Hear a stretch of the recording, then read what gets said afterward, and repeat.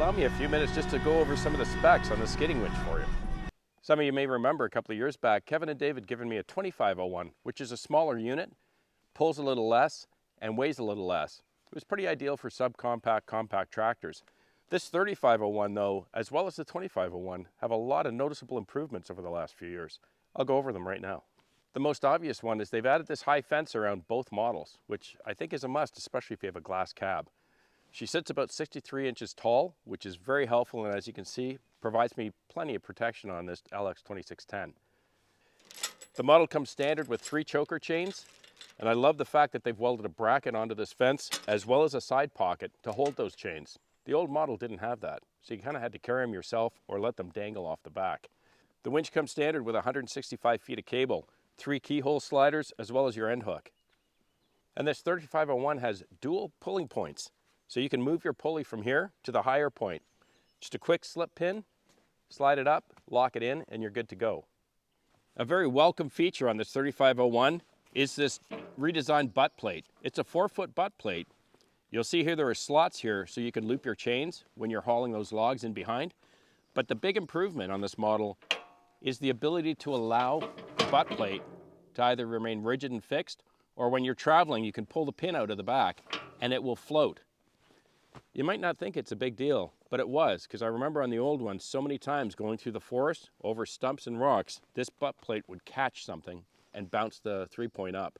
This way, leaving it to float, it'll float over any of those obstacles that you're driving through in the forest. Really great improvement, I think. It comes standard with a cable brake, and it's Category 1 and Category 2 hitch compliant. And you probably noticed that Kevin and Dave were pretty kind to me. They also added the optional chainsaw and axe holder, which I think is super invaluable when you're heading back in the forest. It's going to come in handy, and you have to carry them somewhere. The holder's going to carry at least 2 axes and your saw, but just for reference, you can't get a 25-inch bar in here. It hits the side of the winch, so I think you're pretty good from 24 inches back. So it holds my 261 just fine and my 20-inch bar.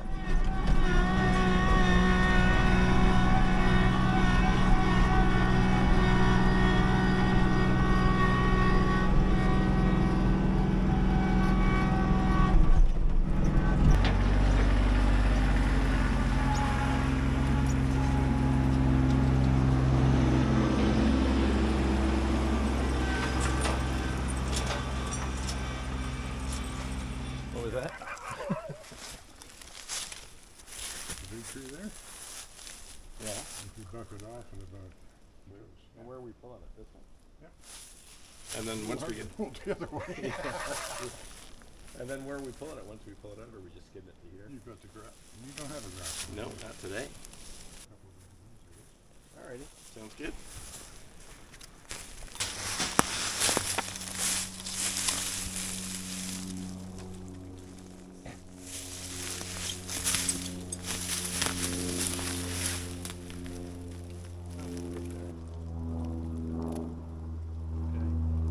We want 8.5, do you want?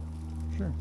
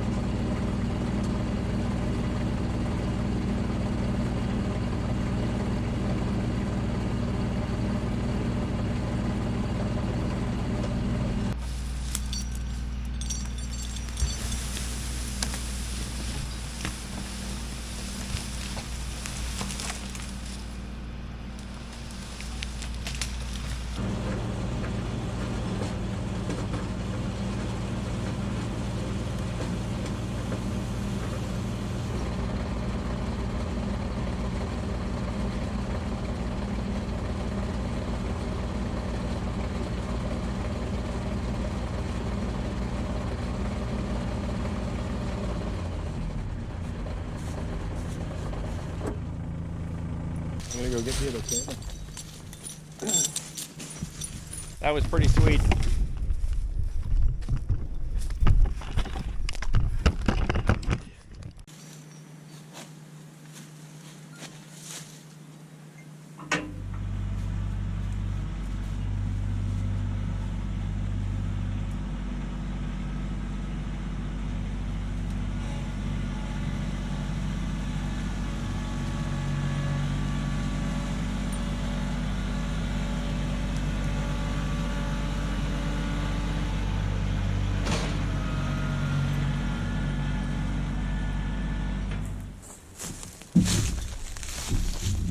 Eight-footer, she said? Hey, maybe I'll count it right this time. That's one ugly log.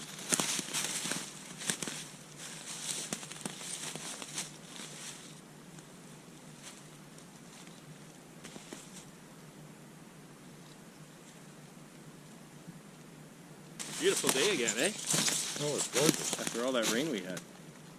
Still no black flash. Yep. Well, knock on wood. Don't speak too soon.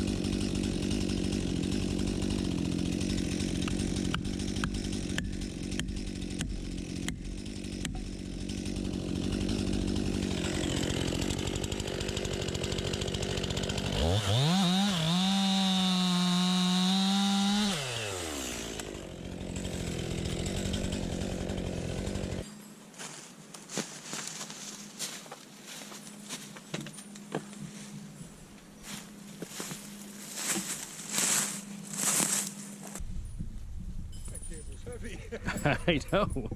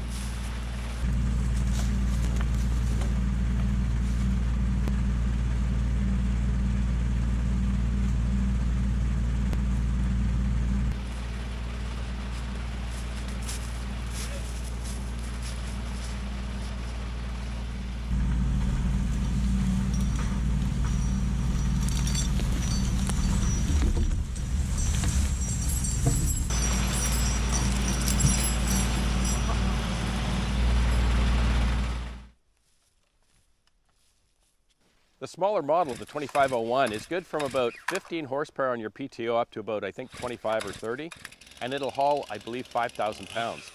This 3501 is good from 25 PTO horse and above, and it'll haul 7,700 pounds.